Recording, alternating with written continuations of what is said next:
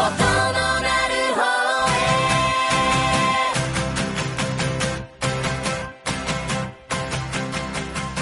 everyone, welcome to another episode of the James Brown Podcast. I'm your host Raj, and with me as always is my co-host Spencer. Good morning, afternoon. How you doing, buddy? Good. In about 2 minutes it'll be afternoon. Well, will it? Well, it's 11:56, so that's 4 minutes. Oh, excuse well, my math. Yeah, your math is, not up to par. Oh. Actually, your math is probably better than mine, which is ironic because a lot of my work revolves around math. What, like programming? Yeah, and well, I'm just not good at it. I just swim with kids, so for a job. Pedophile. For my job. Anyways, there's not really much that happened in our lives in the past 7 days. I don't know what you're talking about, Willis. Busyness. Except for like your League of Legends stuff. Well, the World Tournament, yeah. What else happened in your life? I ate this weird Chinese pastry. What was it called? I don't know. Okay, I'm just like looking at your leg hair. Okay, and you have a lot of leg hair. Now, I'm not trying to call you out, okay? I once had as much leg hair as you. I don't know if you remember that. Did you shave? No, the pool. Oh, did it? It just took your leg hair away? I even have bald spots. Look at the bald spot on my leg. I bet your wife likes them. You know what? That's weird. But anyways, because what happens is like the shallow end of the pool is like a cheese grater. There's like a bunch of holes in it because it has to be able to move up and down. So the water has to go in. So have you ever taken like a bowl or something and push down on water and it's really difficult? Uh-huh. Okay, if there's holes, the water goes through, it's not that much resistance. Anyways, I go on my shins all the time when I'm teaching because it's about chest level and it's really cold, so I keep my head under, like shoulders under and head up, just up to my neck, so I'm on my knees. And it just scrapes and grates and scrapes all of my leg hair off my legs. And now I just don't grow leg hair anymore. It's actually kind of nice. Whatever. I don't shave it, but it doesn't look like... Not the leg hair's bad or anything. It's manly. Yeah, I guess so. Oh, by the way, I can't go to the D&D night tomorrow. I know. You already told me that. Yeah. That's one of the many things I'm having to try to cut out of my life. Things are getting pretty rough these days. Pretty busy. What do we do when your character's not there? What happens to him in the game? David will come up with some story that makes my character go away for a little bit. Like, Spencer got urgent news of a chance of him meeting up with the tyrant. He left. That's how they did with Leobin, right? Mm-hmm. They took the two characters back to town. Doesn't that mean you're going to have to make up a story about that when you come back? Probably not. I'll just kind of assume, like, David will tell me what happened and I'll just go with it. Okay. He'll do a very inconsequential event for me and nothing will have happened. Okay. So for you guys, who I'm assuming it's going to be Mike, you and Will. Will you haven't met, but he's really nice. He's like 30-ish. He's the guy who he taught with Nilsson for a really long time because he went to North Surrey. Okay. And replaced Whittam. So him and Nilsson became like Whittam and Nilsson. And he's very similar to Whittam in regards to like, he's sarcastic, he wears glasses, has a beard. He doesn't really know programming that much, but he loves Reddit and reading, and it's pretty much his main thread is today I learned. So you'll have fun. It'll be good. But I'm really jealous because you're going to get all the gold and experience that I'm not going to get. But you're a level behind me, so... No, I'm level... Oh, yeah, you're level 3. I'm level 2. 2. I'm level 2 down. How did you level up to level 2? He gave me bonus XP so I could catch up to you guys. What the? That's not fair. Okay, so I guess you're going to have to build... He's like, what's your XP? He's like, yeah, added 200 to that. Oh, what a cheater. That's what he does when Brad's away. Brad's the actual DM. That's pretty funny. Yeah. I'm looking forward to playing again. I still haven't made... I kind of made up a backstory for my character, but not much. I look forward to hearing what happens, because I'm really sad I'm missing out. But... what I'm doing is not sad. I'm going on a date, maybe. Today? On Saturday. Oh. Anyone have any recommendations? This could be risky. We were planning on eating out somewhere, but it might be nice to surprise her with something. So if you young romantics... Dude, this is an anime podcast. Why are you asking them about relationship advice? Well, they might have seen something in their shoujo. You're probably further along in your relationship than anyone else listening to this. Listen. Wakamatsu, okay? The fool.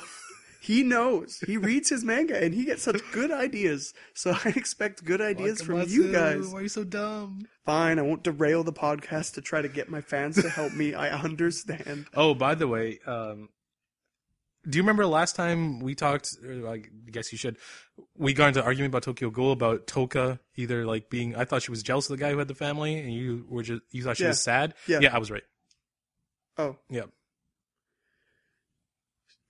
So she's jealous of the fact that he has people that he loves? He's jealous that he has people that love him. Oh, so she wasn't sad about killing him because he had a ring? Nope. Oh, well, okay. I was too positive. Positive. How did you find that out? I read the manga. Oh, you always spoil things. Man. I haven't spoiled anything. You read ahead. Yeah, but I haven't spoiled anything. Well, you spoiled it. Spoiled what? I'm not going to say. But you just spoiled to me what happens immediately after the fight we just witnessed. Oh, that nothing happens? I spoiled that nothing happens, and that disappointed me. You did spoil. You told me that the mangaka did a classic trope in regards to trying to advance the story. That's a minor spoiler, though. Yeah, but it's pretty big. If you would have told me that One Piece has a 3-year time leap inside of it, I would have been like, whoa, when's this going to happen? I got that time leap was spoiled for me for One Piece. I was like, okay. I'm not saying that time leap has anything to do with the spoiler or anything. Oh my gosh, Spencer. Okay, so let's begin. Wait, what? So, in regard to me reading ahead in Tokyo Ghoul, so my friend Angelo was like, hey man, I think the one-eyed owl is this guy. And seeing the manga, they tell you right away who the one-eyed owl is. So I was like, because I've spoiled Titan for him accidentally, and he still gives me crap for that. Mm-hmm. So I just said, I cannot comment on that. He's like, what are you talking about? I'm like, listen, I know who it is, and therefore I will not say anything. And he's like, I hate you. You just spoiled it. No, I didn't. Well, you did. No, I didn't. He was right, wasn't he? He was wrong. Oh, yeah. Okay, you didn't spoil it. Okay, yeah. Good. You led him on a little red herring trail. I'm trying really hard not to spoil things for him. With you, not so much. Yeah, why don't you try harder for me? What's wrong with you? That's so mean. Jeez. I don't know, man. He gets really mad at me when I spoil things for him. Yeah, it's because I'm too nice. I'm like Kaneki. I get hurt so others don't get hurt. Yeah. So you get tortured? Oh my gosh, I can't believe they're ripping off his toes. I was really happy. I didn't know that. Okay, why are we talking about Tokyo Ghoul? We shouldn't. Rewind, Aldnoah Zero. We'll get to this. We'll get to there. Well, it's just good. It's way too good. The fact that it's engaging our conversation is a good thing. Aldnoah Zero, episode 11, Wind, Snow, and Stars. I think it's a lame title. They just pretty much. Hey, what happens in the first 8 minutes? Wind, okay. What happens in the next 8 minutes? Snow, excellent. And what happens in the last 8 minutes? Oh, they go to the stars, okay. So that's pretty much. Okay, the biggest letdown was that the landing castle missed the base. I was like, at first I was like, oh, they're gonna hit they missed. For me, the biggest letdown was the lolly maid didn't die. And the fact that she can somehow reach the pedals and yet see above the steering wheel. Okay, how about the fact that she can drive in the first place? Yeah, but driving isn't that hard. I mean, she drives like a boss. I drove when I was 8 years old. Do you remember when Rage first drove my car? Was that car it's Japan, so it's probably... Like, he had the stiffest arms, and he was so proud of himself because he played GT all the time with his such crap. With his stupid steering Spencer wheel. and I both own manual-driven cars, and then our friend Ray, well, he played Gran Turismo a lot. He's like, I can drive standard. Gran Turismo taught me. So he tried to drive my car, and he stalled like 8 times. It was horrible. I was the one who actually took him out, bought him some ice caps. If anyone doesn't know what that is, I'm not telling you. And we went out to like a big Walmart parking lot back in the day when it was really big by the... My mom learned how to drive in that parking lot. Yeah. And sat down and said, okay, we're going to learn how to drive standard. And I just spent forever letting him learn how to drive standard, but he accidentally merged into traffic. Oh, what? And we were like, I was like, no, I'm going to die. And he's like, help me, Spencer. I'm like, I can't help you. And he's like stalling, and you know the donkey kick, I call it? Yeah. Where like you accidentally miss the shift and the car kicks you forward. So you hit the pedal so you get hit backwards. Yeah. And you go boons, boons, boons. And you just keep going. We were bouncing along by the movie theater until we finally got back to a parking spot.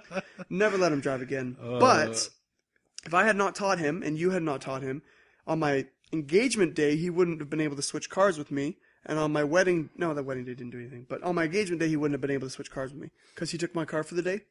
Drove to Vancouver in it. He told me never to tell anybody that he stalled my car, but too bad. I owe you nothing. It's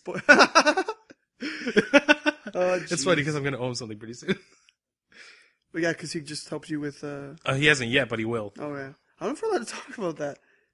Yeah, let's not talk about that. Okay, yeah, never mind. Okay. What the heck? What are we talking about? Well, we talked about how the title's dumb and the landing castle missed. Okay, and so pretty much they get invaded. By the way, the Count, whose name we don't know, Count Brown Hair, Count Wife Who's Dead. That made a lot more noise than it should have. Yeah, I know. Count Widow. So if he dies, are you okay? Count Widow is so mean. I'm gonna go with that one. So if he dies, his landing castle goes offline. Okay, so he decides to go in the front line, I don't know. and he's like, "I will lead this charge," and you spilled Snapple crap all over your thing. It's okay. It's fine. You know what? I'm giving up. Every single time my MacBook screen turns off, we desperately turn it back on. But it's still working in the background. I know, but I it's choose to weird. believe that I don't need to see the waveforms of our voice when we're recording. Oh God. If we lose our audio for this, I'm gonna be really We won't. annoyed. I'll check in 10 minutes. See? It's still there. But we have to check. I don't want to check. Because then I have to keep reaching over and clicking the button. We're way more professional than that. So the So the Japanese army, or at least Japanese army. Inoho's unit in particular, isn't very clever because the princess is an asset. If she dies, it's kind of GG, right? And then they call her Unit Princess 1. Like, come on, really? Yeah, I mean, if they're trying to do like a coded thing, if anyone picks up their lines, I wonder which ones the princess is in. It's like dumb. But honestly, when they're free falling like Godzilla style from the dropship onto the spaceship, and they're getting fired at, that one guy, he's like, "Hey, don't be afraid, man, because the bullets will." I'm like, "Oh, get wrecked." It was perfect. I laughed so hard because I knew it was coming. I've learned to expect such things from anime. But so he got wrecked. But then none of the bullets hit. Like the main characters, that plot armor. Dude, the plot armor's so too strong. big. It's too good. So Inoho goes. I expected Inoho to do the classic Gundam thing where the main character takes the girl into his mech and then they go into the dangerous area because the main character has so much plot armor that he'll be okay. But they didn't do that. They gave her own mech. Which the princess probably can die. Actually, I see no reason for her living at this point. She serves no. Actually, she needs to turn off the Aldnoah. Just needs to give. What's his name? Inoho on the Aldnoah. I don't know why she doesn't. I don't know if they can. Her dad can, her grandpa. Where's the dad? That's what I was wondering. All it is princess and grandpa, and where are Maybe died in the war. Intermediate generation? Maybe died in the war. Oh, okay, maybe. I don't know. There's no one ever talks about the king. It's just the king is the old dude, the Osan. I don't know. Anyways, what? No, I'm wondering now what did happen to her dad. I don't know. Maybe they'll reveal it later. Maybe Slain is her father. How did this episode end? They were like on the landing castle. Well, the princesses they smashed the ship into the landing castle, right? And that was the end. And then Inoho's like, "What?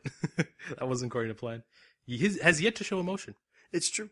It's exciting every week, though. They do a really good job of building the tension in the whole plot. Yeah, it's so good. I love the soundtrack to this anime so much. It always gets me hyped. I haven't really found any major plot holes. There's some cheesiness, but I think they've done a really good job. The one thing I'm laughing at is how useless Slane's been. Why is he like? He's done nothing after that one episode. Why is he even in this series?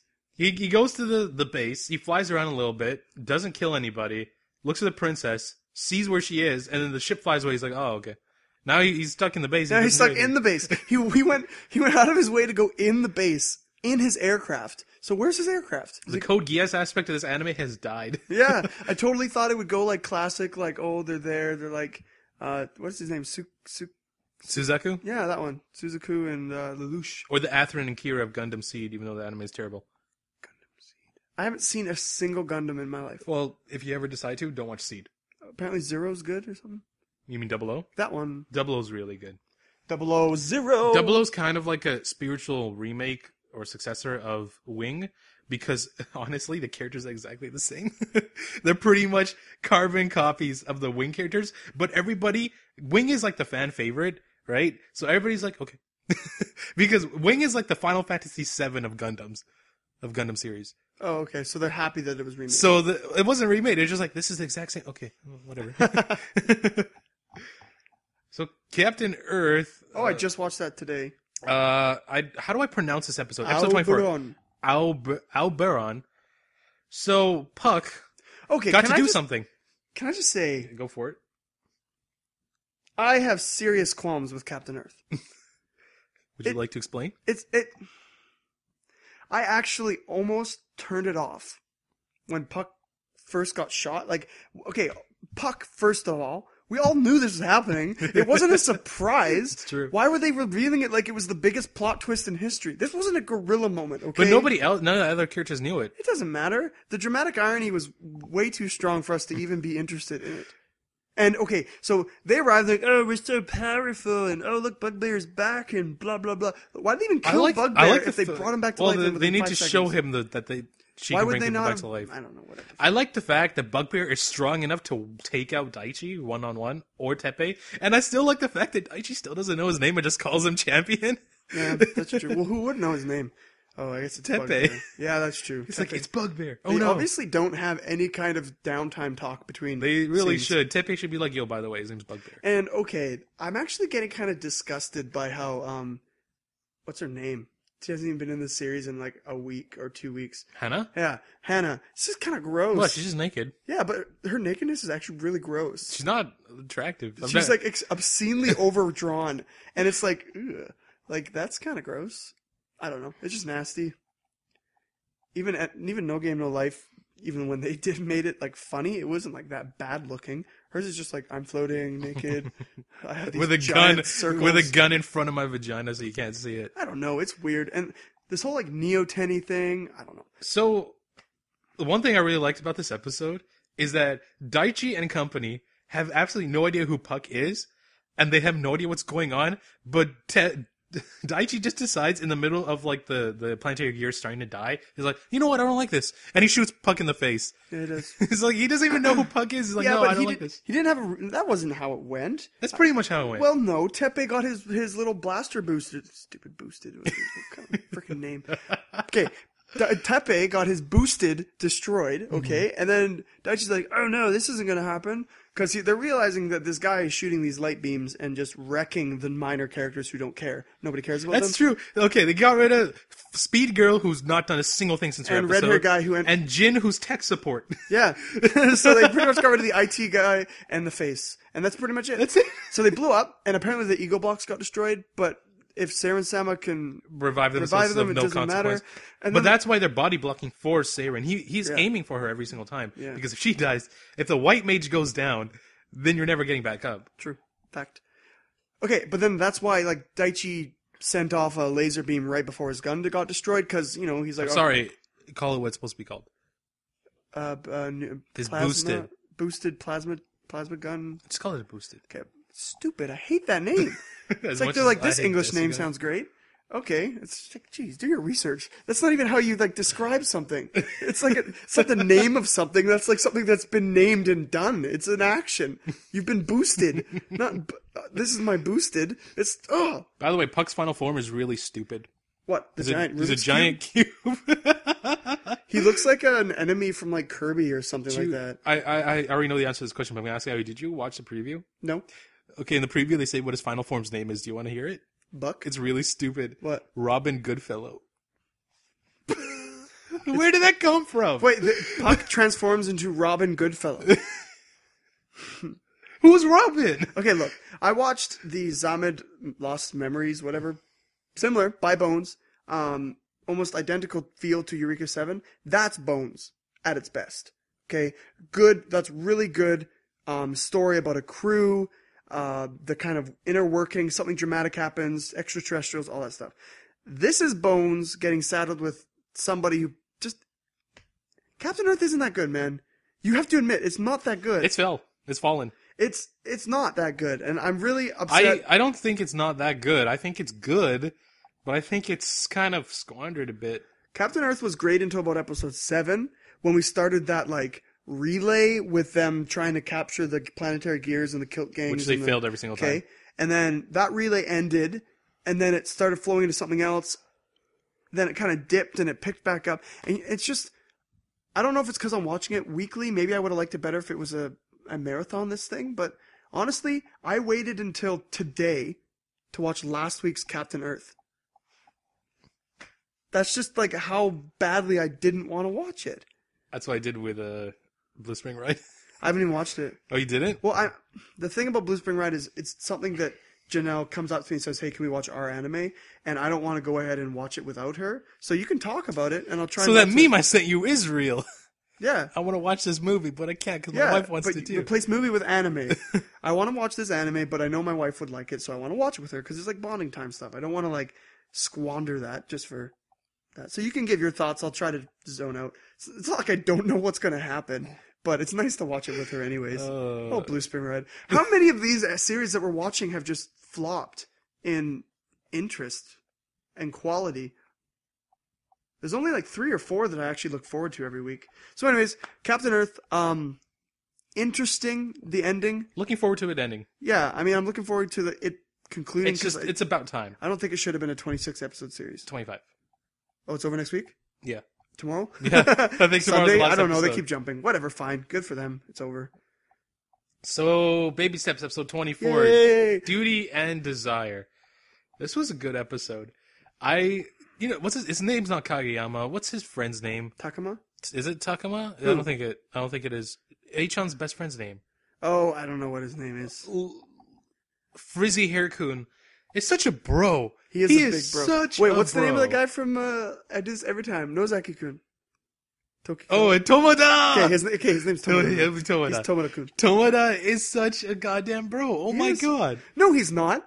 He's not a bro. But at the same time, he's malicious. it's true. He's trying his best. Your to suspicions It's have been true. confirmed. He's trying to set up Achan with Natchan so that the girl leaves it alone and goes with him. Yeah. He's totally doing that. Yeah. He's like getting all these opportunities for him. He sets him up on a date just so the glasses girl, who's not bad. It's 2 birds will with go one with him. stone. Yeah. He's helping out Achan, and he's securing a girl for himself. He is not Tomoda. He does not deserve that name. He has his own secret sub-advantage. It's good. Achan, I like the whole theme of this episode where do what you want to do, not what you have to do. And he's kind of lost because he doesn't really know. Up to this point, he's always done what he had to do. Oh, I guess I'll just study. No, that's something I have to do. What do I want to do? Eat? No, that's something I have to do. Actually, I'm kind of hungry. I'll do it anyway. And then with Natsu, like, how'd you ask her out? It's just something I wanted to do. It was like, no teenage boy has that kind of confidence. Well, he is Achan, though. He kind of has a one-track mind in that regard. Natchan was pretty cute when she was wearing her street clothes. She was so happy. Still hate her voice. I hate her voice more than I hate Sailor Moon's voice. I really like Natchan. I really like that kind of sweet, I like her focused character. I just don't like her voice. Hmm. I'm glad I don't know anyone who There wasn't that sounds much like tennis in this Baby Steps episode. There wasn't supposed to be. I like the new coach. I like that everybody pretty much knows that he's going to be good for Achan because he makes Achan live differently a little bit.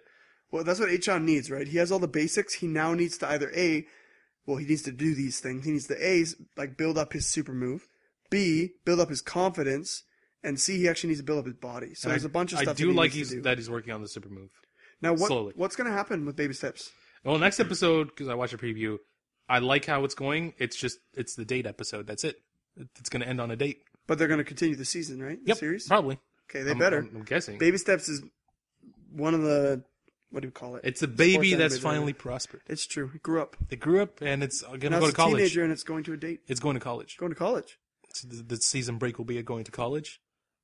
And then when it comes back, it'll have graduated and it's moving back home because it has crippling student debt. It's growing up.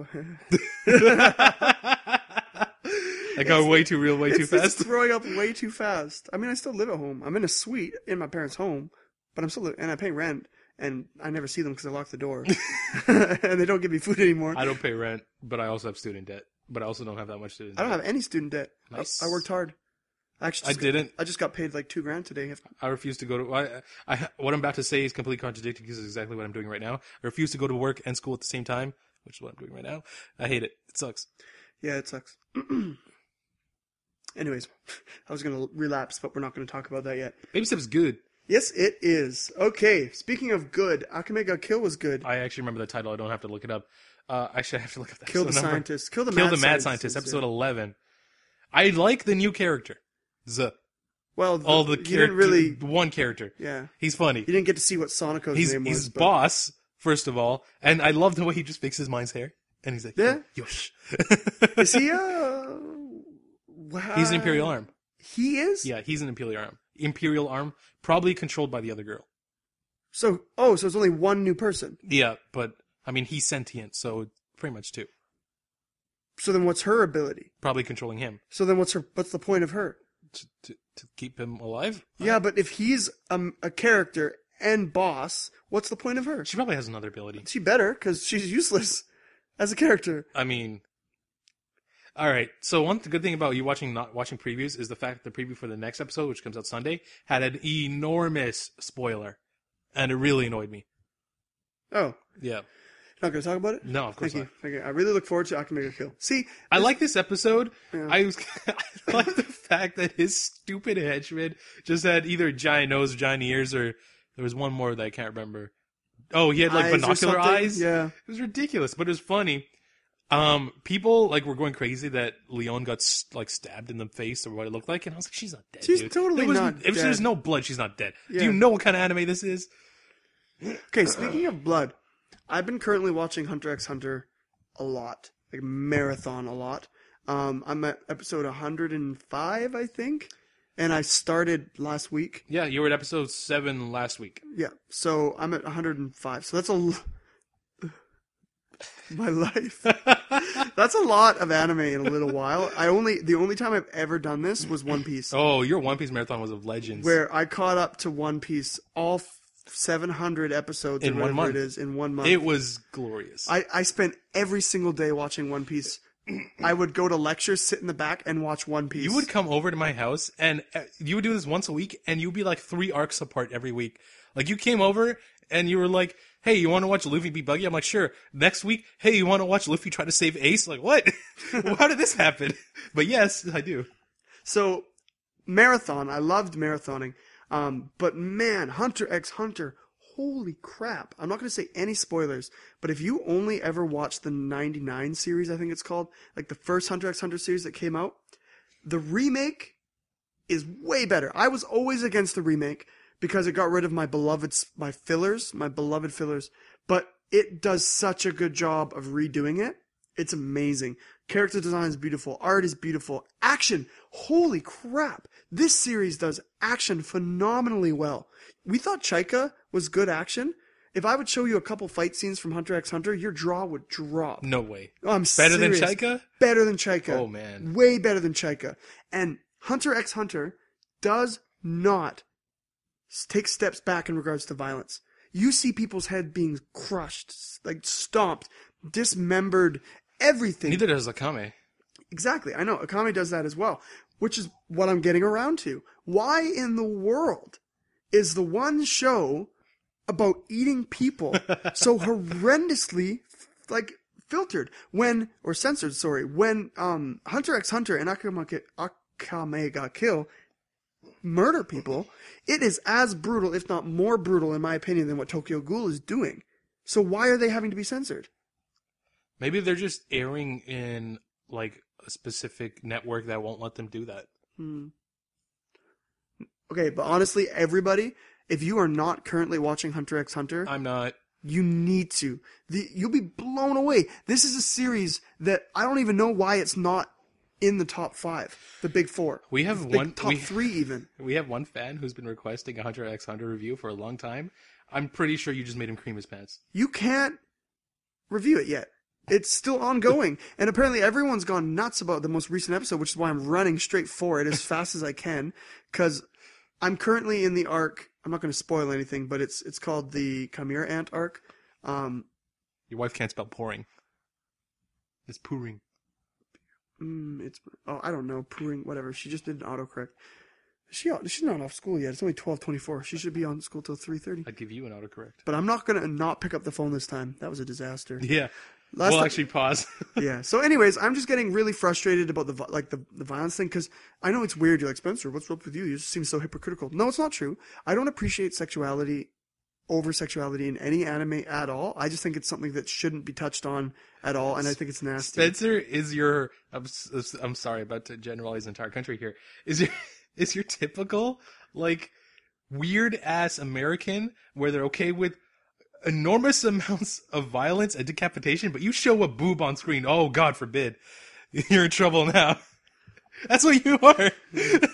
Okay, yeah, I guess so. I mean, like, I cringe when I'm watching, like, Kaneki get tortured, even though you don't see anything. Dude, that centipede. And- oh, man. He pulled it out of his ear at the end. Yeah, I didn't know it he was did. still in there. Yeah, oh. Ew, that's like one of my worst fears. Earwigs? Ugh. When I'm camping and there's an earwig You weren't like me. I was watching the episode with headphones on, and the sound they made... Oh, I heard it go across the TV, but Shudders, man. I shuddered. Ew, gross. Back to Akame Ga Kill. We kept getting sidetracked by Ghoul. No, but that's what I was saying. Akame Ga Kill takes, like, their violence isn't even that violent, though. I'm, like, at the beginning it was crazy, but it's just a lot of blood, and I don't know. They've toned it down lately. Yeah, they have. So, anyways, it's really good though. I think Tatsumi is gonna start using Shield's scissors Oh, I was thinking that too. because his sword broke and he's kind of out Can of he options. do 2 Imperial arms? I think he's gonna be the guy who has multiple Imperial arms because seriously, the armor just doesn't suit his character, No. but the scissors do. I like the armor though. I think it It looks looks cool, indeed. And I think it's fine. And you on know what? The Tatsumi. cape grew on me. I like it. When he was just standing there and everybody else is poisoned and his cape's flapping in the wind, I'm like, you look like They have to do that. You gotta have something flap in the wind, you know? I thought it was funny how Akame's the only one who had to fight her in her underwear, and everybody else like took the time to get dressed. Well, it was like her pajamas. I still She's think so lazy though. she is. I still think green hair guy's power is lame as hell. He took strings and strung them into a spear, which he then chucked at a guy. I like his power. And then the guy who got hit is like, such ingenuity. Like, those are your dying words, really? That's true. That's really stupid. Those were his dying words. However, I like his string power. Even though I like his character more than his string I like his power. character, yeah. Yeah. What else is there? I think it's really cool that the boss is riding back on a manta ray. Thought that was pretty sweet. Dude, that was ridiculous cool. Even Tatsumi's like, that's not fair. Yeah. Why did you get something so, hardcore? That's so cool. I'm glad they're slowly picking away the... It's going to be 24 episodes. I thought it was going to end at 12. You mean it's continuing forward? I'm excited. I'm so excited. That's good. Because I didn't think they'd be able to wrap it up properly. But now they have 24, it'll be fine. And they took down one of Estet's generals, which is nice. He was the one I hated the most. Yeah, me too. Now they just have to kill a guy with wings. And yeah, we're good. Okay, speaking of the scientist, how stupid. Why in the world would you build a giant piece of armor that is impenetrable by everything and then leave yourself half naked and exposed on the top? Why not like... That wasn't armor. He just transformed into a beast. Yeah, I know, but his skin was super tough on the beast itself. Why would he leave himself like half naked just sitting there? Why not cover it with the transparent material? Or... Maybe it was still in beta phase, It's you know? stupid. Look, Akame needed a way to stab him. It's just... I thought it was really cool how Tatsumi was carrying her, though. I thought that was nice. For Blue Spring Ride... Page 11, episode 11. How possible is it for you to talk about this without major spoilers? Pretty much impossible. Do we have to talk about this? Yes. First 10 minutes... Okay. So, by the way, I haven't watched the last 3 episodes. It was only 3-year recap. First 10 minutes of the episode is a flashback for Ko and his mother. Okay. And granted, I only knew about this. I hadn't watched it. Oh my god, my heart. Watching Ko, and he's like, oh, and I'm like, oh, Ko! Based on what I was saying to you, right? It's just brutal. And it was just like... Did they tell you what happened to her? Like, what she disease had a disease. Yeah, well, they say it's cancer. Ooh. And then, like, it's lung cancer, and then Ko... Like, the guy, because he keeps saying to Ko, he's like, do you have any other family? Ko's like, it's just me. And he's like, Ko's like, I have an older brother and dad, but they're divorced, and, like, they live far away. And then he's like, I'll call your older brother. He's like, no, look, it's just me and my mother. It's like, any extended family, it's just me. And Ko's like, what, 14? Right? It's because he was told, and it got embedded in his brain that it's his job to take care of his mom. You were right about that. And then the doctor's like, cancer, it's spread, terminal, 6 months. And then Ko's just like, and then he goes to his mom and he acts like nothing's wrong. But then his mom like knows totally. She's his mother. And then he goes home and I'm like, I was thinking to myself, no teenager would handle this well. Ko was taking this way too well. He gets home and he collapses and starts crying. I'm like, that's more like it, Ko. That's how you would react. And he just says, I'm sorry. Because he has like flashbacks to his mother and how all he did was study because he wanted to make money, a lot of money when he got older, so his mom could live an easy life. And now he's like, that was all worthless. And he remembers his mom saying, I don't care about money. I just want to spend time like eating dinner with you and watching TV with you. To me, that's important. And he's like freaking out. He's saying, I'm sorry to nobody because he lives alone. And meanwhile, his mom calls his brother and she tells him about the cancer. And her last words in the episode, which was still like 5 minutes in, she just says, take care of Ko. And then he calls Ko and it goes to the voice message because, you're in the middle of crying. You're not going to pick up the phone. And he's like, Ko, it's your brother. And then he has a flashback to that, like, take care of mom. And then he freaks out even more. And I was like, oh, Ko! I need to give this guy a hug. Yeah. I feel so bad for him. And then now, like, everything makes sense. And then, like, it goes back to the future. And then, like, he's like, I don't want to be around my friends. Like, what Futaba and the other people who I don't care about are like, Ko, let's help you study. He's like, okay. He's like, by the way, I'm going to the bathroom. And he just leaves. I'm like, didn't anybody find it suspicious that he took his bag to the bathroom? But whatever. Long story short, Futaba catches up with him, or she goes to his house and she like pounds on the door and the sensei comes out and she's like, what do I do? He won't open the door to his heart. And the teacher's like, I don't know. He literally says, I have no idea what to do. And then she's like, if I can't open it, oh no, she's like, I don't have the key to the door. He's like, Futaba, his door doesn't even have a doorknob. Like, there's no way to get in. And then she's like, I'll break it down. So she runs to him and then like, argument, blah, blah, blah. She jumps on him and they, on a riverbed. Oh, no. And then Ko like confesses everything on the riverbed. I'm like, man, he's being really honest on the riverbed.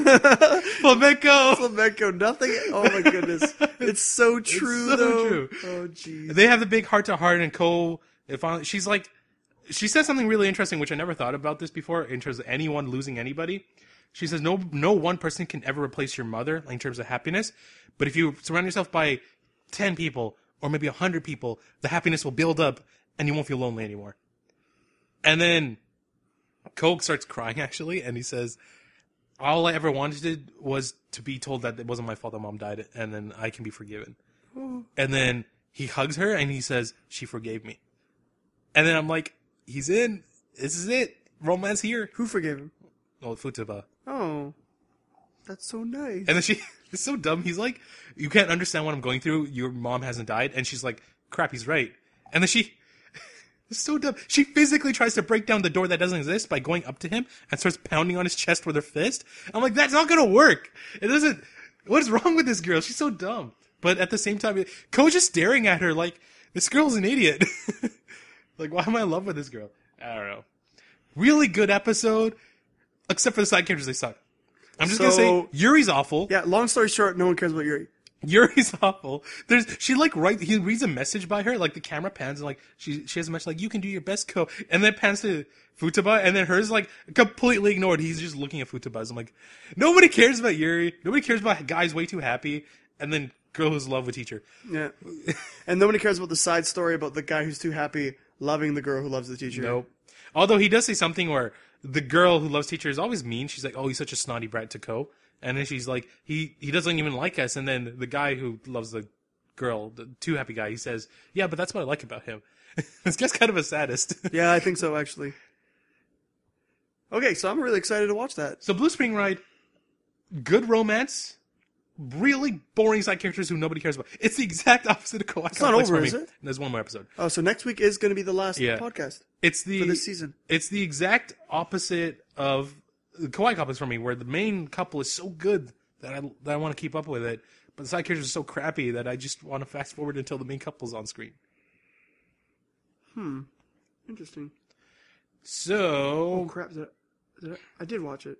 Monthly Girls Nozaki-kun, episode 11, Let's Rice. Don't think I watched this one. Oh my god. Crap. It's okay. Go ahead. I'm going to slap you. No. Ow. I did my best. Smash you across the I face. watched the ones that matter. Yeah, look, okay, I said it. There's no story that I'm missing with this stupid TV series. I don't like Nozaki-kun anymore. No! I don't like it. I don't want to. They had character development. I don't care. They had legitimate development. Like, it's good, but if I don't watch this series, my life isn't over. Don't make that face, okay? Nozaki-kun is so fun for the time being, but it's not going to leave any kind of landmark on any kind of top 100 anime list, and you know it. No, put the tears away, man. It doesn't even matter. I don't even care. The requirement for this podcast is too high for me to try to watch everything. Oh, okay, you talk about it. The main hook of this episode is that Nozaki keeps trying to surprise Sakura because he says he wants a surprise in his anime. So he tries like some things where they're walking through the hallway together, and he has, you know, those party poppers that explode. He explodes that into her face, and she freaks out. And other times he'll be like she wants like a surprise that she says, I want my heart to race, but she means it a romantic way, and he doesn't understand that. So, but he does this one thing, like there's one that really gets to her, where he gives her a bento, and she's like, yay, Nozaki made a bento. She opens it, it's just rice. And she's like, she can't say anything to him, she's just like staring at this. She's like, And then she like picks up some rice with her chopsticks, and there's curry underneath, and she's like, there's curry in the rice, and I was like, curry! Like a lot of rice and curry! Oh, I remember that. And then Nozaki's like, you surprised? And then like her heart is racing. She's like, he did it. And she's like, thank you, Nozaki. She's all happy. That's the part that he incorporates into his manga. And Ken-san, the great Ken-san, he's like, this isn't a gourmet manga.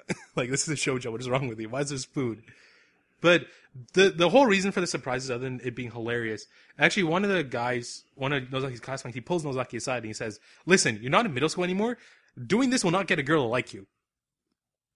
He's like, "You have to do this," and they never tell you what this is. But then you find out at the very end of the episode, Nozaki follows Sakura home. He's like, "Let's walk home together." She's like, "No, I don't want to be surprised anymore." Because honestly, surprises are awful. Like, one of his surprises was he replaced her chair with himself. He like went on all fours. So when she sat down, she was sitting on him, and it freaked her out. That was legitimately hilarious. Okay, look, the series is really funny. The only reason I was saying that is because it's inconsequential in regards to story and plotline. And the reason that Sakura is actually getting so frustrated about surprises is probably because she's being led on by a stupid guy. I would be frustrated too. Nozaki and Sakura are walking home. She's like, "Where's the surprise?" Like, if he moves in any way, she kind of freaks out a little bit. And at the end, like, they get to the train station. She's like, "All right, I'll see you tomorrow." And she's like, "Where's the surprise?" He said, "I just wanted to walk home with you today." And she swoons. And she's like, she's like, first of all, she's like, what's the other motive behind this? Because Nozaki wouldn't do that. But then she's like, he didn't put in the manga or anything. He just wanted to walk home with me. She's like, could it be? Is it love? Also, Does he like her? We have no idea.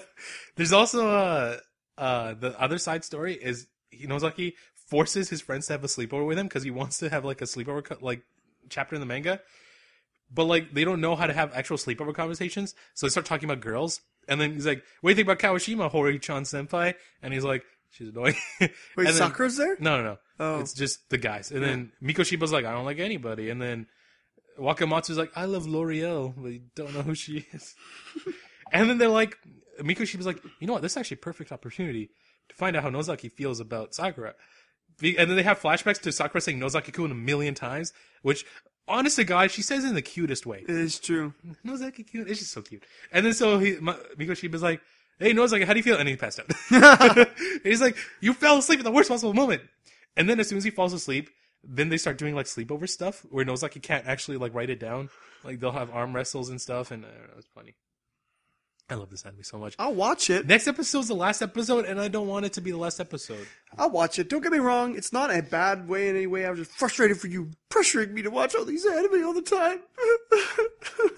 We did this episode on your time. I always ask you, what time do you want me to come over? Hey, on man, Friday? Friday's the only one that works for you, too. I delayed it by an hour and a half just so I could catch up to everything. I woke up. It's because you are on my Crunchyroll account. Everything is not available for next week, and I keep trying to remember which one I watched. Get your own Crunchyroll account, I man. don't want to. Speaking of Crunchyroll, when I went to Anna Revo, Crunchyroll was there, and like, if you log into your account, we'll give you a gift. I was like, oh sweet, so I logged into your account. And then they're like, here's a sticker, and I was like, oh, this is crap. I got a sticker. I still have this sticker. You used. I did. Give me the sticker. What do you? Do you want the sticker? Yeah, I want the sticker. All right, I'll give it to you. I want it with my omiyage that Georgia. This is a race house. You left it there. I can't get into their house. It's a virtual prison. It's on lockdown. They're never home. It's true. When I'm available to go pick it up. They don't hang out with us anymore because they're so busy. I want my Tanaka volleyball poster, man. I love that thing. It's so good. I actually got the Kiki's Delivery Service one for you. Originally not Nell. And then I saw the Tanaka. I was like, oh, that has to be for Spencer. Mm-hmm. Like, I haven't gotten to watch Haikyuu. So, we're going to have to take a pause because it's time for the Crepe Corner. And I forgot to give you the new Crepe Corner program. Where is it? It's in my pocket. Well, then give it to me. Okay, but we have to pause the podcast. Or do you just want to keep the podcast unpaused and we just do this? Yeah. Give me the USB key. This is going to be really stupid. I'm taking out my USB. Give me the USB key. There you go. I'm going to sing a song. With my League of Legends lanyard. With the USB key time. Speaking of League of Legends, so I think it was Look at Castle. He mentioned this on Twitter a couple days ago. That an idea, because we talk about League of Legends a lot, a fan day where we play League of Legends with podcast listeners, our fans. I really like that idea. I don't know if there's enough interest in it. So if there's enough people, so pretty much, because you and me, right? So it's 5v5, so we would need, 8 other people? So if there's enough people to form like a 5v5 team, we could do ARAM or we could do just like norms, whatever you guys want, then totally we would love to do that. It'd be so much fun. Spencer, would you also like to do it? Let me tell you a story. One day in June, it was hot, nice weather, probably like 25 degrees. I had a barbecue. I had meat. I went up to Walmart with my young wife. And I'm not married. I wasn't married then. No, she wasn't your wife. Fiance. And I thought, I really want to play sports. So I bought a baseball glove. 2 baseball gloves. And a bat. And I thought, oh boy. I might play baseball with my friends. And I thought, how big of a team am I going to need? Well, let's see. Even if it's 5v5, I could probably get about 12 people and we could play a fun game of baseball. So I sent it out to my friends. I remember this. Everybody said no. I even promised meat. And so that's what I think about your League of Legends idea. Everyone will say no. I remember you asking me. And I think my response was, Spencer, look at me. Do I look like someone who plays sports?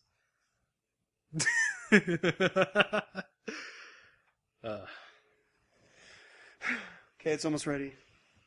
I don't like your wallpaper. Totoro. My Neighbor Totoro is not a good movie. Talk about it. It's just not a good movie. It's boring. Nothing happens. It is ready. Are you ready for me to press the button? Oh, dude, let's go. Can you read it? I can't read from here. What events are nice to go to for new anime lovers? Pretty much any anime convention, big or small, really, because the thing about anime cons is no matter where you go, you'll find at least one thing that you really, really like, and if nothing else, you can buy sweet posters of anime you love. I've never been to an anime con. It's true, but that's because you never have time for them. It's true. It's also because I think I'd be overwhelmed by the sheer amount of geek-outedness. Okay, look, I get... Well, what happened? Nothing. I'm just stopping. What? I'm just stopping. Why? Because... Were you about to say something offensive? No. I'm just stopping. I'm allowed to stop, aren't I? Stopping is human nature. Oh, what? I'm gonna... No, I'm stopping. We're gonna talk about this after this podcast. I'm stopping. I'm clicking the next button. But do you have any? No. Events where I'm anime stopping. I'm not bringing it up. All right. I could severely destroy a lot of things if I spoke right now, and I'm not going to do that. A moment from anime that is extremely memorable. Yeah, Akame Ga dying was a big one. Where? What? Spoiler. I don't. You know, if you haven't watched Gurren Lagann by now, it's your own That's fault. true. It came out in like 2010. It's been 4 years. I'd say for me, just big moments that I'm remembering right now. Kamina dying. Mm-hmm. The gorilla moment. Oh, absolutely. That was in Samurai Flamenco was pretty ridiculous. Hughes dying. Maze Hughes. Hughes dying was a pretty beast one. I didn't really like that at all. That made me really sad. Shimon stopped being depressed and like doing that big epic speech where even though brother's gone, he'll always be here in my heart. That's true. And on my back. Oh, so good. Actually, just spoiler tag this. We could actually go if we kept going. Yeah, let's spoiler tag this entire part of the Crepe Corner. What else is there? Kaneki going white hair and kicking Jason's ass. Well, we expected the white hair because of the thing, but... Yeah, but kicking Jason's ass and eating him. Ew, that was gross. Saying he tasted like a fish whose guts were about to spoil, that's pretty nasty. It's pretty gross. What other anime that I watched that was pretty shocking? Hunter x Hunter, something happened recently in the most recent arc that I just didn't expect, and I felt sick to my stomach. I felt really bad about it. Pretty much any given episode of Code Geass, because they almost always ended on a cliffhanger. That's true. Code Geass was pretty... Eren, finding out that he became a Titan, and him going Super Saiyan as a Titan, that was pretty cool. Yeah, when he popped out of the belly. Like, when he popped out of the one Titan and like, oh, that was so good. Yeah. What's some other ones? Well, these are ones that are just stuck in our memory because they were awesome. I'd have to pull up a list, I think, to remember other ones. Yusuke from Yu Yu Hakusho doing that giant spear gun against Toguro that beat him at the very end. Like this, with his fingers? What? No, he just did a bigger than usual spear gun. Oh. Doesn't sound that exciting. But it was. It beat him. I'm just kidding. Toguro going 100% for the first time. That was cool.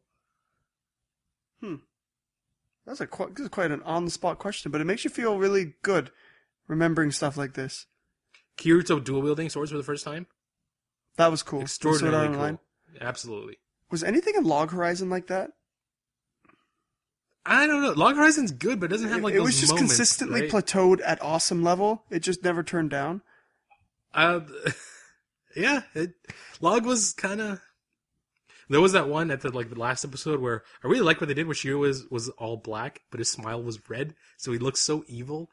That was cool. Oh, in Kuroko. Oh my! There's so many Kuroko But in moments. that last frickin' episode, That with the passes, the pass to the and net? oh my goodness, Oh, that was one of the moments where we were like, whoa! Oh, that was so I good. miss watching Kuroko together. Me too. I can't wait for it to come out again. It's just one of the series that got me constantly so hyped. Yeah. We would come over. I would come over early on Saturday morning. Remember that before I worked, so Yeah. we could watch. Like, Yeah. Oh, why did I do that? No, that's because we were playing through Tales at my house, and you would come earlier than everybody else, so we could watch Kuroko. That's true, and I didn't work on the weekends. Cool. And so many moments from Kuroko. First thing, Night Pass Kai, going to the zone. Yeah. The Meteor Jam, still an awful name. His Doing- Eowaku. His when Kuroko went, so he got drained so much Overflow. that he overflowed. Oh, that man. was sweet. There's just so many cool things in Kuroko. Way too many good moments in Kuroko. Oh, Ice Shield 21.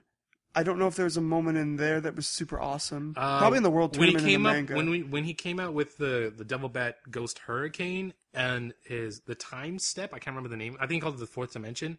Those two were great moments.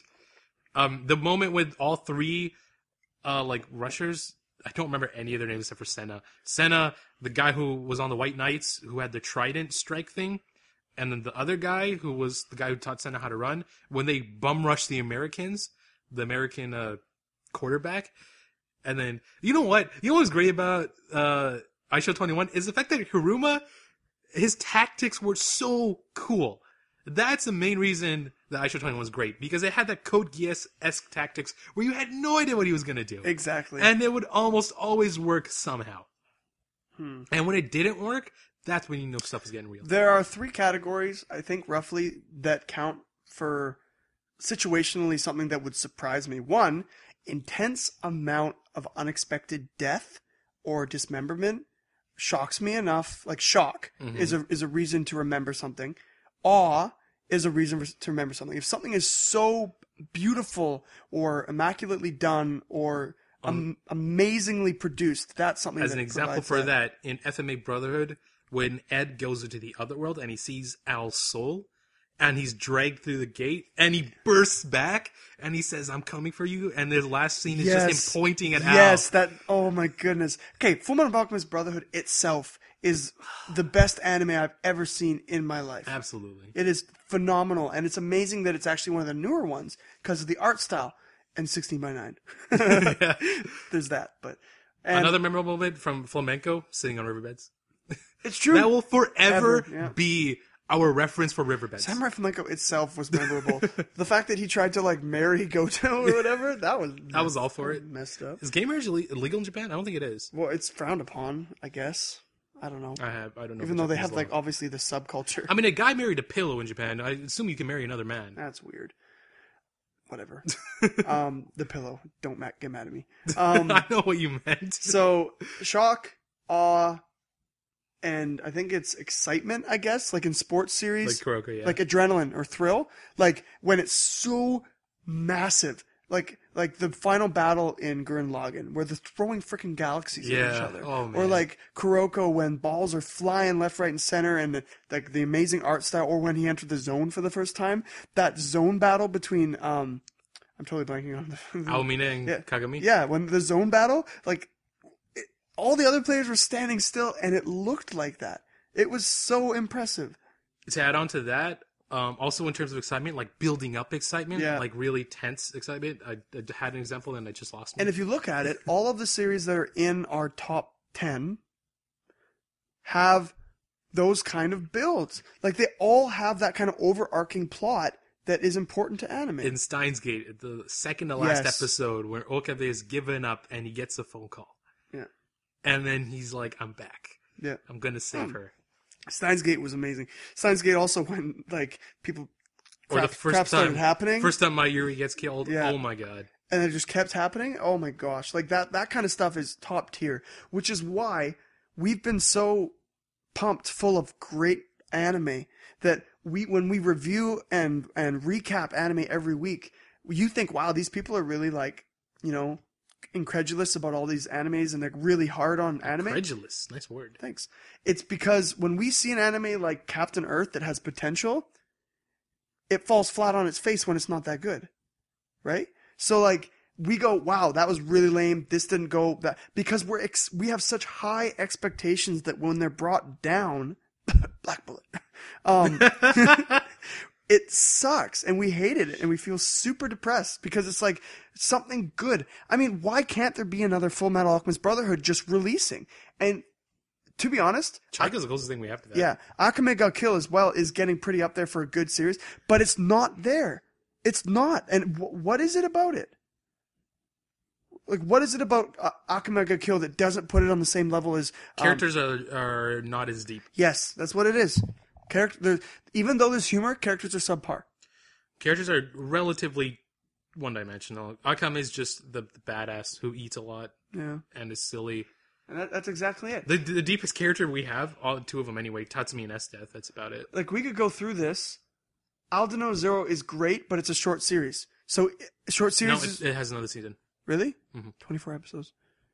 This could be good then. If Aldnoah Zero continues forward, it's going to be creeping near my top 10 if it continues the way it's going. Captain Earth is not going to get anywhere close. It's just unfortunately not at the level that I expected. It dropped the ball at the end. Bones to be. Baby Steps is a great sports anime. Sports anime itself is on its own. Doesn't get us excited like the other ones though, because it doesn't have that adrenaline. Yeah, we just want to see H-on succeed. Yeah, right. And Akame Ga Kill, we just talked about that. Blue Spring Ride will never be one of the greats because its side characters suck. Yeah. And it will never be one of the amazing Clanad or the key animation kind of level of romance. And what's another romance that I saw? What's the best romance? I love romance like Or in High School Host Club. No, one of the best romance I've ever saw with a really likable main character who tried hard, great side characters, a good lead romantic interest was Itsunara na Kiss. Fantastic. And one of the only animes, well, I'm not going to spoil, but one of the only animes that continues further than most animes stop, which I thought was fantastic. My favorite romance is probably called My Little Monster. I don't know the Japanese title for that one. I dropped it because I guess there was so much going on, but is it good though? I really like it. I love the romance between the main two characters. Well, you're fairly far away from the mic. Oh, that's what you were saying. Yeah. You might be pretty quiet for that last section. Pretty chill, but whatever. It should be okay. Wow. Nice Who asked that question? Because props to you for derailing us and actually getting us pumped about anime again. Good for you. And then let's All right, shall I move on? Now there's Sword Art Online. Episode 11, What It Means to Be Strong. They spent 2 entire episodes in a cave, Spencer. Cuddling! Cuddling! 2 episodes in a cave. Look, okay, I've seen anime pad itself out, but this is on a whole nother level of boring. Not only did Kirito creep her butt, hardcore, and he got an epiphany by staring at it. He looked at her butt and he's like, there's 2 death guns. I mean, she's got a nice ass and all, but her ass doesn't solve, mysteries. There's 2 butt cheeks. I can't believe I didn't even notice this anime is such crap. It's so bad. Okay, and they wasted time on the side characters that we don't care about. Klein's the only one I like because his voice is Sanji. Yeah, okay? Right? It's the only one I was wondering why I like him so much. It's Sanji. Or, what's his name? Mukun from Space Brothers, but you don't watch that. Space Brothers, awesome character development. Asuna sucks. Lolly Girl sucks. Sister Girl who sucks. makes sister Suzuha, who is my favorite character, sucks. Actually, I like Shion better than her now. Never mind. And girl who makes swords, Elizabeth, she sucks. What? I don't remember the Lolly's name. Why is she even there? There's no swords to make anymore. His harem. That's his harem. Look, we talked about this before. Sword Art Online without action is useless. It is. It's completely useless. This episode had no action. Completely useless. I thought it was pretty shocking that there were 2 death guns and there's a freaking creepy dude creeping on an unconscious girl with a needle. That's messed up.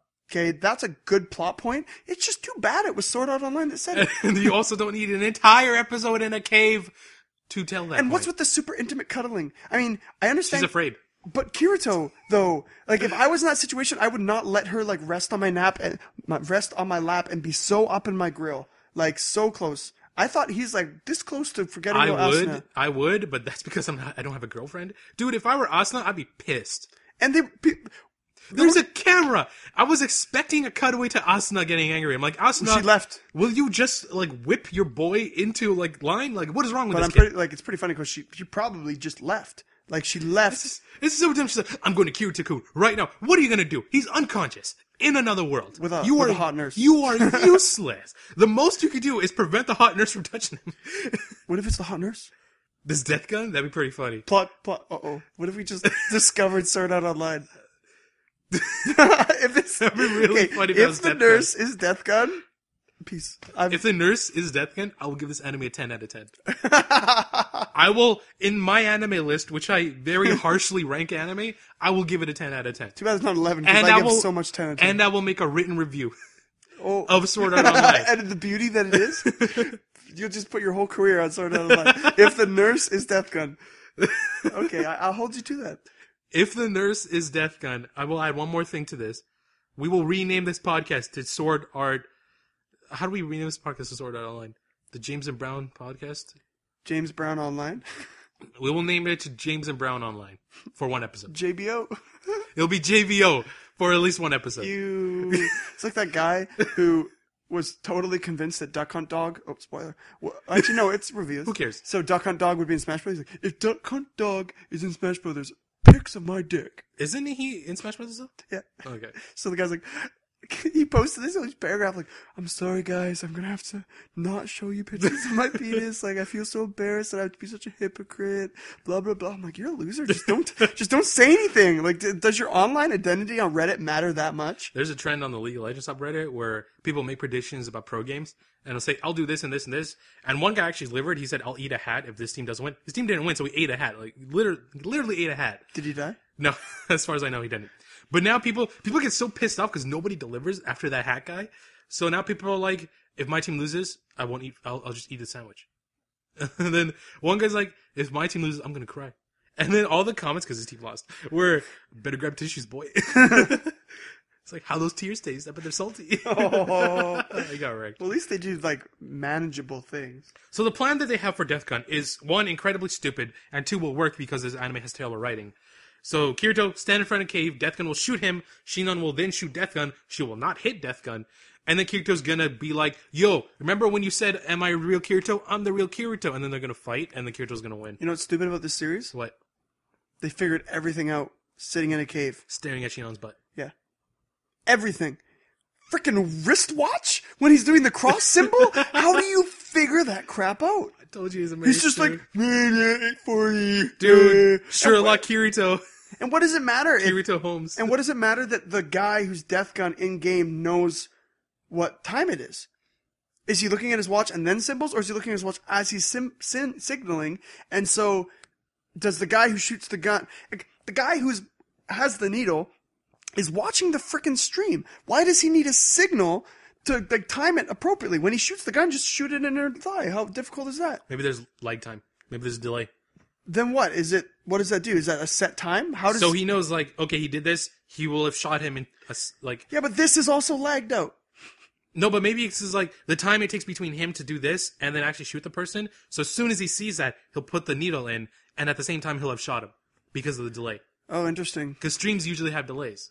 No, okay. I guess so. I understand. Now, I know I'm applying logic to a piece of shit anime, and I shouldn't be doing that, but it's probably that way. Why is it that this is the one series that we would have so totally dropped if it didn't have the name Sword Art Online on it? What did I just say? It's so funny. Did you even say Sword Art Online? No, I said I don't know. Sword Art Online holds such a... It's so annoying that an anime like this, okay... We'd be discredited as podcasters of anime if we didn't talk about it. It's true. Because people love this series, love the name of this series, okay? And if we don't talk about it, people are going to get mad at us for some stupid reason. Yet we drop quality stuff like Haikyuu because we're impatient. We are impatient.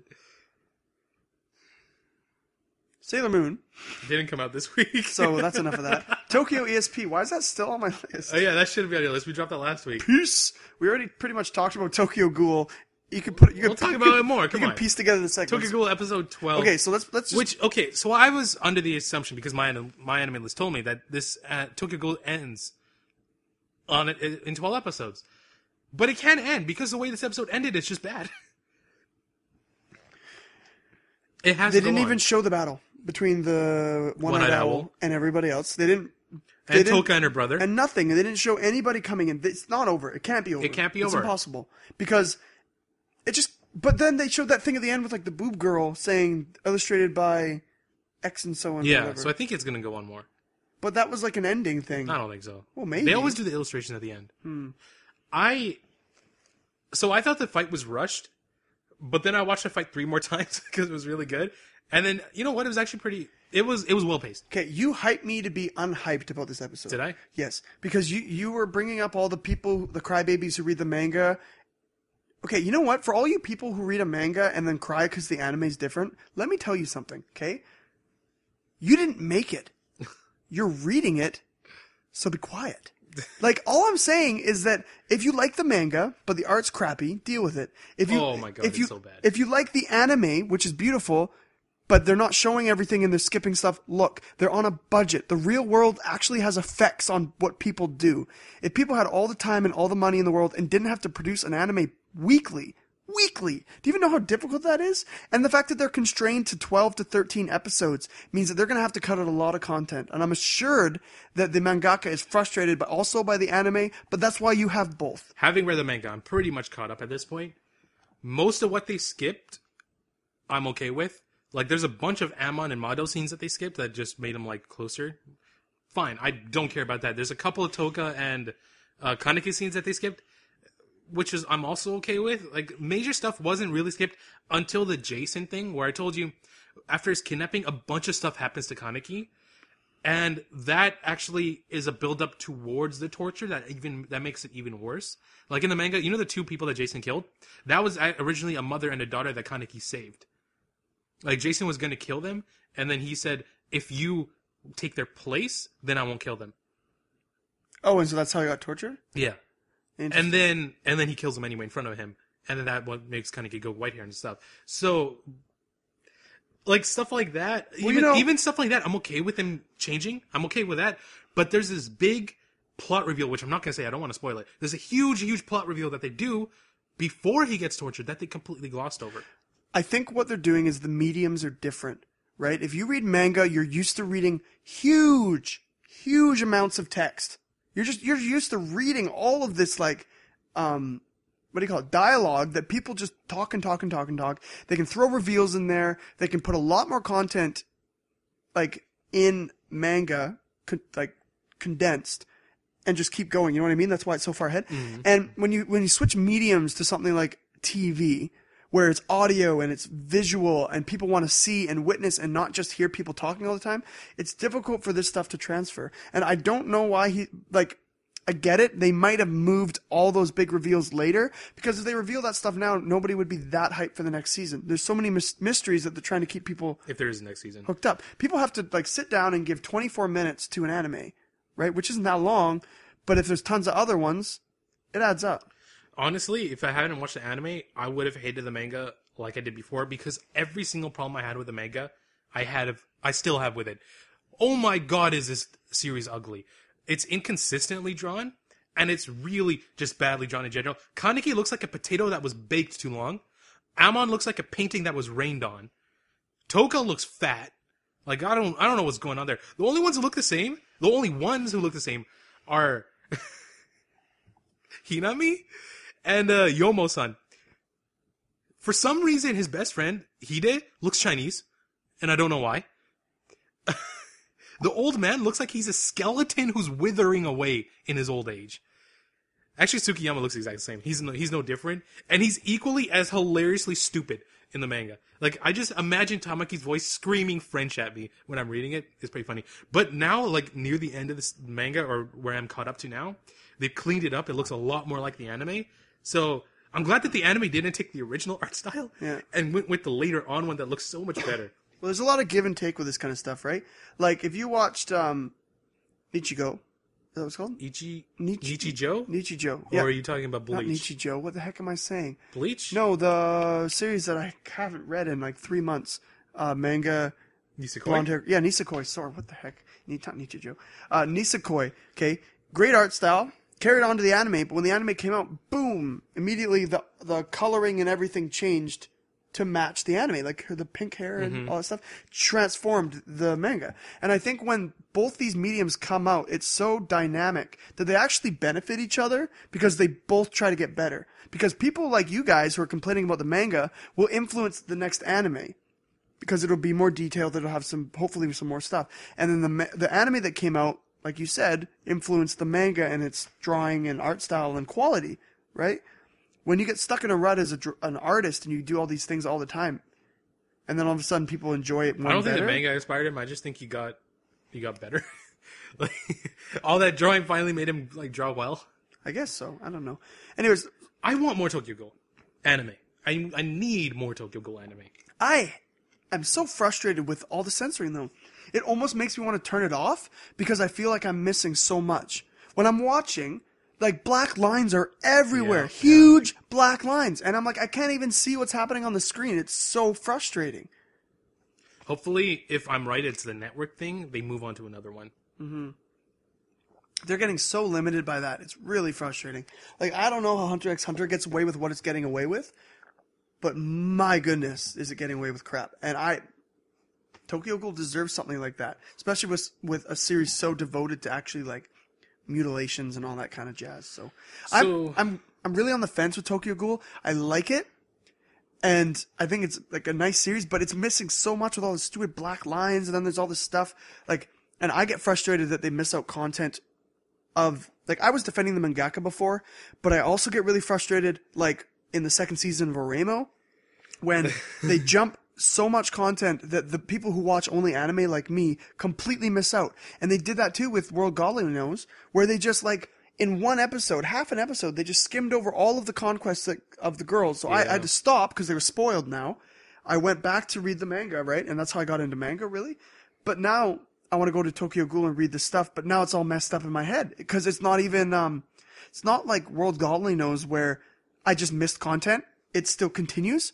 There's a word you used. They screwed up League of Legends recently. Retcon?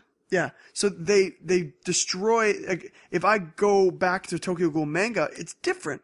So it won't come out the same because it's like those two servants, stupid servants that don't matter to anybody, died in anime, but they were a woman and a child, and it was different. Who actually had, like, development, and exactly. And so if I can't go back now because it'll ruin what's going to happen in the anime, because I'm assuming they won't double back.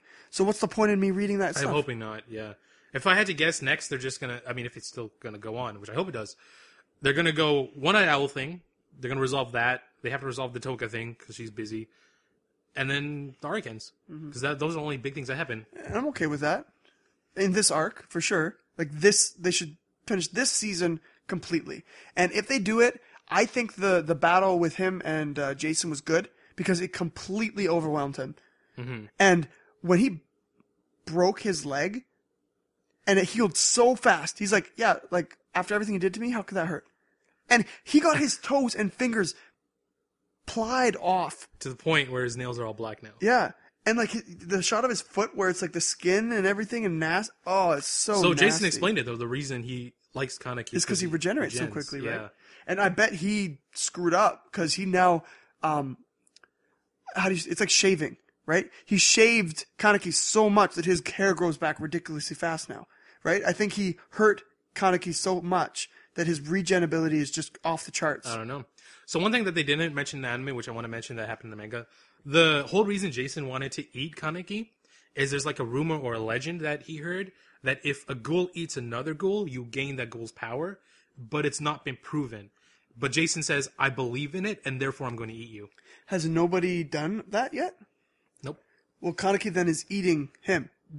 In the manga, when Kaneki beats Jason, he said, so let's find out if the legend is real.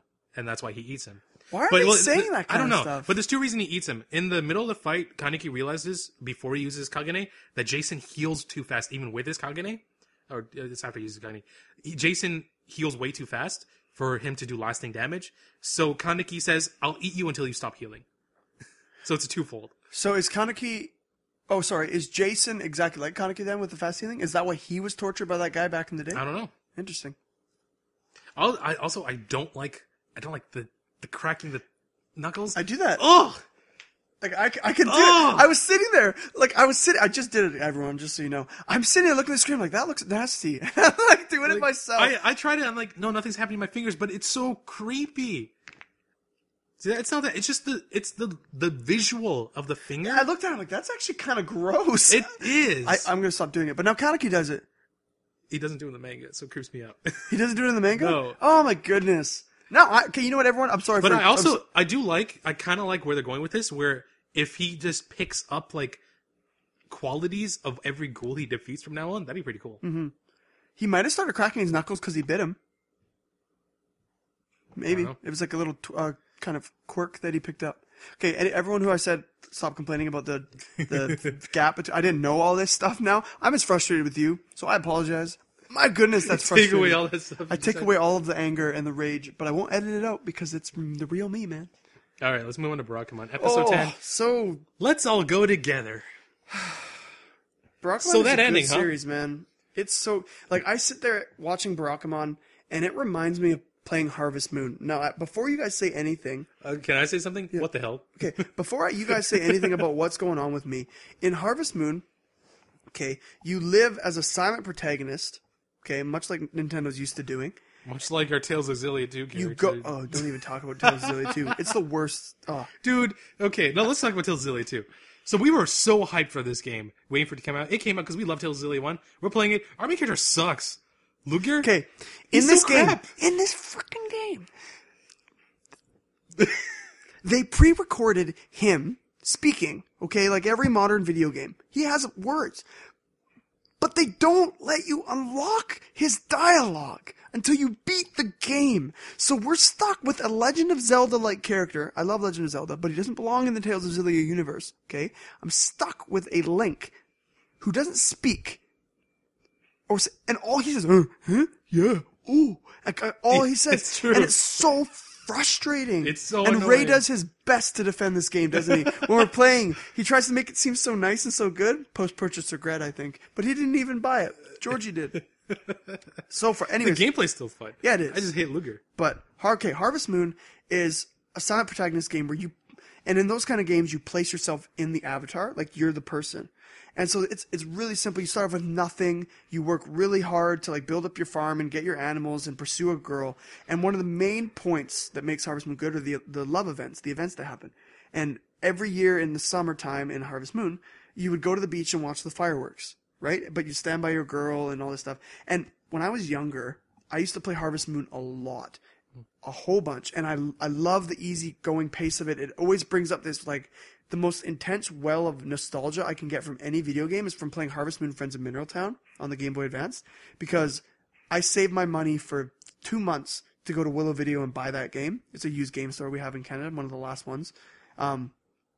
Played it to death. Ridiculous amount. Like, I got to like, I don't know how many years it was, 15 years in that game, which... It's stupid because after like 10 years nothing happens, but I believed my kid would grow up, and he never did. Oh, but I hear you can, but I never got that far. Anyways, it just reminded me of the very simple, rural... It brought so much nostalgia to me. So I had to explain the backstory in order for that to happen. But watching the episode where he is so excited to go to a festival because he's never been able to, and then watching him go to the fireworks and all this stuff with like... It's so nice. It was a really nice series. This is actually one of the series that I'm going to put in my back pocket as something to share with people because it's good. That's what you meant. It's really nice. Like, how the hell are you going to put this in a pocket? It's one of the best like calm series that I've watched in a while. It's so good. I said it before. I'll say it again. It's like Usagi Drop, but better. Yeah, it just gives me that warm, fuzzy feeling every week, and get that ending. Oh man, Naru being alone in the house, and we finally learned how she gets in sad. every time. Yeah. But like, what did he do with the key? He had the key in his hand. I think he just dropped it, right, or something like that. I don't think he did. Anyways, I thought he kept it. But he's gone. Because if I don't remember if he kept it or not, but if he kept it, it's a sign that he's coming back. He really likes it there. He does. He loves living but there. he's going to go back to the mainland. Like, his face was really dark when he was answering that and phone everybody call. there loves him. Yeah. Maybe he's just going back so he can apologize to him. And then live there forever? No, he'll come back. Well, why? I know live at the island. Oh, yeah. Why not live at the island? Yeah. I mean, you can mail your stuff over. You have a great house. You're in the wilderness. I'm super jealous of Hanada. I'm not. I would love to live in that house and be in that atmosphere. We've discussed this. I actually kind of want to move to the country, man. I don't. Not having a proper bath, shower, not having fast internet. That's a deal breaker, man. Oh, by the way, speaking of moving somewhere, we're never going to Japan, are we? Well, eventually, one day. But like, it's not going to happen in a long time. Yeah, probably not within the next 5 years. You're no. broke. Yep. Ray's broke. Yep. You're going to move to Australia. Yep. Ray has absolutely no time or money at all. You're also broke. I'm not. Well, you're tied up with everything. That's true. You're not broke. But I can easily set aside like a week, 2 weeks, 3 weeks a month to go to Japan. Easily. There's also the fact that you have a career so far. Well, I'm working. I don't know if lifeguarding is a career, but you have a job. Let's say you have a good paying job. Ray has a good paying job. I don't. I'm still full-time school. So my thing is, I really want to go to Japan while I'm young. I do too. So I might go to Japan first with Janelle. Yeah, I'm fine with I that. bought this book called Otaku's Guide to Japan. No, it's actually a really good read. It tells you the cheapest ways to get the best transit to the places that all Japanese or anime-loving people would want to go. You're not going to do all that with Nell, though. Yeah, she wants Really? to. Yeah. Okay. She told me, she's like, I want to let you go with your friends to Japan because I know how much it means to you guys. So you can go. For a month, I don't care. Go ahead. Because I understand it means a lot to you. I'm like, oh, good girl. She's like, but you have to take me to the place that you spend so much time thinking about one day. Because it means so much to you. I want to be a part of that too. A month in Japan. Oh, man, that'd be amazing. That'd be awesome. But she's like, you have to take me there. Because honestly, like, I spend a lot of my time watching Japanese stuff, learning about it. I even like spend time studying it at school a little while. I want to go there. I know it's not going to be anything like what I'm watching on anime. We can go to Japan in the next 3 years. If I postpone my move to Australia. That's the only thing that would stop us. But anyways, Barakamon makes you insightful. It makes you think. And I like that. It doesn't make me think. Actually, when I was watching At Barakamon, all. I sat down and I looked around at all my stuff and I looked outside and I'm like, it's my day off and I'm sitting here watching anime. And I'm watching a story about a guy who left his routine to do something with his life. And I'm like, what am I doing with my life? I got really insightful. Then you came over and I vented on you. Yeah, it didn't really happen to me, though. Like, mostly because I don't want to live in the country. I've been there, done that. Never again. So, the final anime that we're talking about Zankyo no is Terror, probably episode the 10. best episode that came out this week. Okay, wait, what happened? No, I like Ghoul better. And Barakamon. Ghoul was well done. And Nozaki-kun. Barakamon was really... Okay, never mind. I liked most of these better. Okay, but Terror and Resonance, can we just talk about the freaking soundtrack? Ew. Ew, ew, ew. In the last 2 or 3 episodes, they played those freaking stupid songs. The background music of I haven't noticed. Of the girl singing. I haven't noticed. Oh, if you go back and listen to the music, it's horrendous. So I sat through the opening again, right? I was like, it's time, because I skip it every week. I was like, okay, it's not as bad as I thought, but it's still not good. It's a lot. It's weird. Yeah. It's alright. I don't know, man. This series is really good, even though I don't understand what the heck's Five's thinking. It finally happened. It finally happened. Since the moment she spoke English for the first time, I have wanted her dead. And it's finally happened. I was so happy. Oh, the English was just as bad this episode. was. I'll have you know. Follow every Paris car. Yeah. All of them get to it. And then the blonde guy's Australian whenever he speaks. At least his English is good. But it's Australian. He is Australian. Like, no American is going to send an... Actually, they might. Oh, I send a cop cars over, right? I'm like, what? Right, I'll get right on it, mate. Yeah, it's just like, okay, buddy. Make sure you send the kangaroos. Get some dingoes. Is that racist? I don't know. Sure. I don't know. Are Australians a race? Or just people who live in a country? I don't know. Whatever. Okay, so Terror and Resonance. We have these, like, alone time with 12 and the girl Lisa, is that her name? Yeah. Yeah. I do like that she's the one who pushed him to go back to 12. Because, the time's like, he's like, I betrayed him. Like, yeah, you did. You're a piece of crap. Like, this guy is your best friend. You survived literal hell together. And you threw him under the bus for a girl. I'd do it. I knew you'd say that. I knew you would say that. He saved the girl. I knew he would say that. And it's not like it's over. 9 is good enough to be on his own, and he proved that. I wouldn't have been able to do that. I mean, I wouldn't have gone after the girl in the first place. 12 trusts 9 enough. He may be freaking out, but he knows that 9 can handle himself. But and he 9 still did. betrayed him. That's true. If I tossed you into the ocean from a bridge, I could say, oh no, Spencer can handle himself, he's a lifeguard, he can swim. But it's still a dick move. Like, I'm still an I get asshole it. for doing it. Yes, you are. Yeah, I understand. But the fact of the matter is the girl's alive, 9's alive, 12's alive. There's a chance that everyone can figure this out. I thought this was going to go one of two ways. One, 9 does a self-Joker-esque breakout. Which he kind of did. And then 12, well, he kind of did. And then 12 just says, hey, Lisa, you want to move away? And they're going to do that. Which I honestly thought 12 was going to do that because it was more or less the only option. Or 12 goes back. And did he do much? Not really. How does a grenade not blow up a car?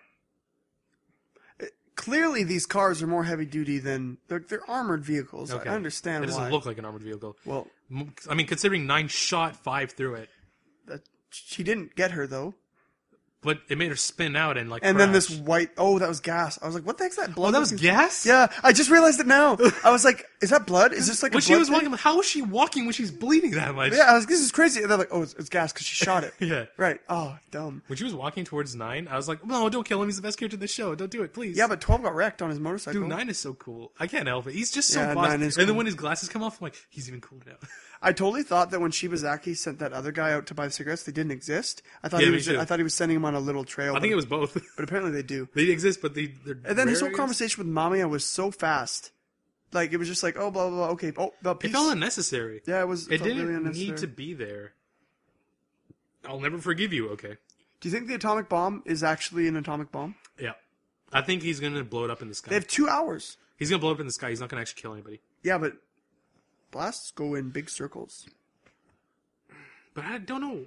Why blow it up in the first place if you're not going to kill anybody? What is he proving? Proving that Japan's making atomic bombs without telling anybody? But they can just spin it and say the terrorists made their own atomic bomb or stole it from Terrorists someone else. can't make atomic bombs. It's too complicated. I don't know. Dude, okay, can I tell you a story? You should already know this, but you probably forgot it. So grade 11, we had to do, Spencer and I were in a digital media design class, or development, or whatever. DMD? Yeah, DMD. So one of the things was we had to use the macro function on the camera and take lots of close-up pictures of something. So I decided I'm going to take my old N64, destroy it, and take pictures of the process. Because it had stopped working and I bought a new one. So but instead of destroying it, I was like, oh, I'll just take it apart. So I Google how to disassemble N64. The first hit on Google was how to assemble nuclear warhead. Oh. Did you read it? I did. Is it possible? I didn't understand it. Oh. I'm like, this is way above my head. Like, Oh, so it is possible. I'm a 16-year-old. I don't know how to build a nuke. And then I was also wondering, am I on a list? Like, just click on this link, put me on a list. I bet you are. You've gotten away so far, but I mean... I got nothing to hide. What are they going to do? Take away my pillows? That's true. So it ended in a cliffhanger with the bomb. I honestly don't know where the series is going, but I like that. I like that I don't know. Yeah. I honestly caught myself where I had paused it and I came back. I was like, wait, I wasn't watching a movie. And I'm like, oh, wait, it's Volcano Terror. It just looks so beautiful. It's cinematic. Every time I look at it, I'm like, I'm watching a movie. I kind of want somebody to, or I could do it myself, when like they release it on Blu-ray or whatever, just stitch it together. Yeah. How many episodes is it going to be? Either 11 or 12. So if it's 12 to 13 episodes, if they got rid of the opening and ending credits for the middle 10 of them, that'd be 240 to 260 minutes. That would be boom, boom, boom, 3 hours and 20 minutes. No, it can't be that long. Actually, it might be. It'd be about, yeah, because 200, what's 240 divided by 6? I don't know. 30. I'm not good at math. Whatever. Anyways, it's a 60-minute long episode, whatever. 60 minutes into an hour is 3 point, yeah. So it's 3 hours and 20 minutes long. I would sit and watch that movie. It would keep me engaged. I mean, Transformers does it, and it's crappier. Not good. Speaking of movies, we still need to find like 4 hours in our day so we can watch that Bollywood movie together. With Janelle? Yeah. Mm-hmm. Well, if we do what we were talking about. Oh, but she's at school. Okay, I'm hoping Yeah, you and I could just watch it together. I'm hoping come November, I'm going to take 2 days off in a row. I'm going to make sure that happens. Because look, if you work 6 days in a row and have 1 day off, you're so tense about your 1 day because you have 1 day to do so much crap. Mm-hmm. And then it usually gets filled with stuff. So then you're stuck with a day that's a day off but super busy. Whereas you wanted to have a day where you did nothing. It's the same. I'm in the same position. Friday is my one day off, which is why we do the podcast on this day. Which also then makes the podcast kind of a chore because it's also something that I have to do. I'd rather have a day where I decide what I want to do. You know? That's why having 2 days off is nice. Yep. That's why the world, sorry everyone for being egotistical. That's why Canada and United States has 5-day work week usually, Monday to Friday, Saturday, Sunday's off. Because Saturday and Sunday is 2 days where you can relax and get ready for your next 40 hours. Mm-hmm. So, I don't know. Like, we have, me, you, and Ray, and Georgie, have the most messed up schedules. We always have. I love how Georgie's just at the tail end. Like, you forget about him every time. Well, look, Georgie added onto our group. He's awesome to have. But the thing about Georgie is He's dependent on I'm Ray. not quite his friend yet because he will not come over and hang out with me if Ray's not there. It's true. So, and that's okay because he's like 4 years older than me. Like, I get it. He comes over to my house every day, though. Well, your neighbors, right? So, It's debatable. anyways. It's not. It's not debatable. Next week, I believe, is going to be the last week for summer. Well, I think SEO is going to continue on, but ignoring that one, Barakamon's definitely going to end. Yep. We don't know if Resonance is going to end. It might. Aldnoah is going to end for sure. Baby's going to end for sure. Captain's going to end for sure. Akame's going to keep going. Spring Ride's going to end for sure. Captain's going to end for sure, yep. Nozaki-kun's So, ending. Nozaki. So most of them will end. Sword Art's going to end. But we don't know that. Like, people have been saying, there'll be another season, but I don't know. I hope not. But a handful of these will stay. So what's going to happen is we gotta do maybe our last Dude, review we on gotta Friday. do our sit 8 hours and watch anime thing. Watch all the new series. Oh yeah, we do. School's going to get a lot busier, so some changes might happen to the podcast. We'll keep you informed as we discuss about it. Mm-hmm. But don't fret. We will not leave. It may just be different. So be okay with that, my friends. Stay happy. What is it? Stay happy. What is it? Stay classy, my friends. Stay classy. Stay classy. You don't have to be classy if you don't want to. I'm okay with it. Okay, you can just be whoever you want to be. Wow, that was good. That was concise. An hour and 30 minutes. Hey, What a wonderful kind of day where you learn to love and play and get along with each other. Wow, you picked on that right away. I can listen to your heart, Listen to the beat, listen to the rhythm of the street. Open up. Dude, Arthur had one of the best openings. You know what's funny? That song is like a song that I break into whenever I'm just feeling good. Because It's a feel-good song. It's that rap, in the Yeah. middle. Open up your eyes, open up your ears, something, something, something. Dun, dun, dun. I said, hey. It's good. I like it. That was good. And you actually sang, that was good. For the first time ever, we weren't singing something different when we were singing. I can't sing. I'm sorry. My question is, I don't know if it's because you guys are all in school, but we got zero comments on our song. That's true. Nobody commented on our Was it Bohemian. that bad that nobody listened to it? Or because it didn't have anything to do with anime? Or are you guys just so destroyed by that song that your ears can't even work anymore, so you've given up listening to us? I don't know. Just tell us what's going on. I think it's about time. If people are sick of our karaoke, it's time to retire it. It's true. Granted, we don't do it very often. We do it just for fun sometimes. I think we're going to stick with singing the anime things, though, because, we like singing the Bohemian Rhapsody. Also, we it's get so flagged big. for Yeah, we got singing flagged. English. They're like, this is copyrighted, and I said no. I said, karaoke, man. Karaoke. Yeah, I'm like, karaoke, not copyright. Go away. So it's 1:29 p.m. Pacific Standard Time. I'm hungry. On a Friday. I want to leave. I have lots of things I need to do. I want to get out of your house. So this podcast has to end. Yep. So next week, we'll have our season finale episode for most of these. Regardless of any anime that hasn't finished yet, it'll have to be that one, probably. Yep. All right. So I'm Roger James and Brown. And I'm Spence of James and Brown. We will see you guys next week with the finale episode of summer? Yeah, summer. Summer's over in 2 days. Okay. Bye.